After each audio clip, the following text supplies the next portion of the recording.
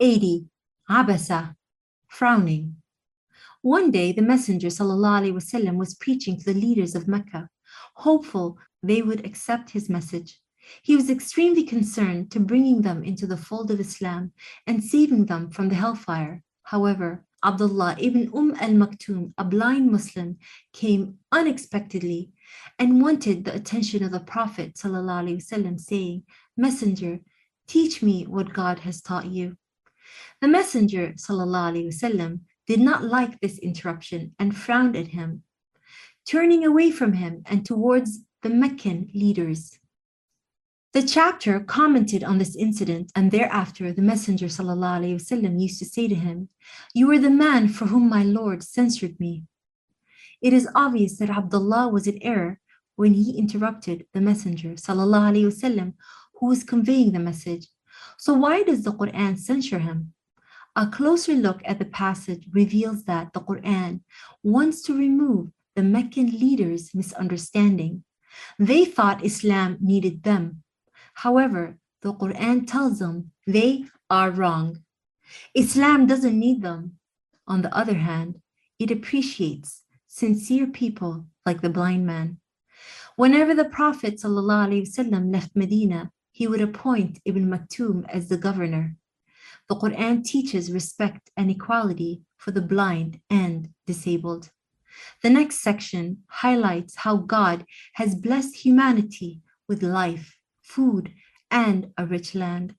But unfortunately, people fail to thank him for his generosity. In the name of God, the kind, the caring, he frowned and turned away because the blind man came to him. For all you know, he might have developed spiritually or listened, and the reminder benefited him. But as for the one who thinks he is self-sufficient, you paid special attention. You aren't responsible if he fails to purify himself spiritually. But as for the one who came rushing to you whilst fearful of his Lord, you ignored him. Indeed, the Quran is a reminder. For the one who wants to be reminded, it is kept in scrolls which are honored, raised and purified, written by the hands of angels who are noble and righteous.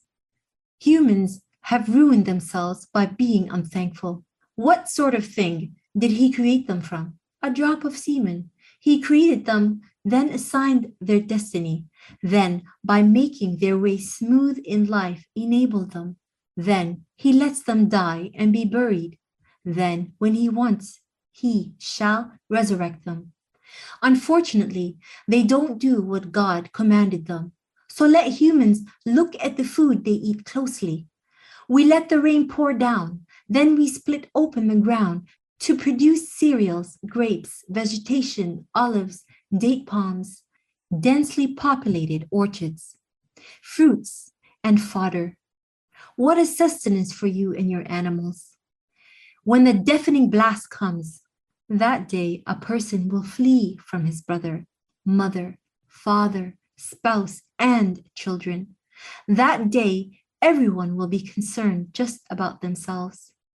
Some faces that day will be shining, laughing and rejoicing, but other faces that day will be covered with dust, darkness restricting them. The darkened faces of the disobedient disbelievers.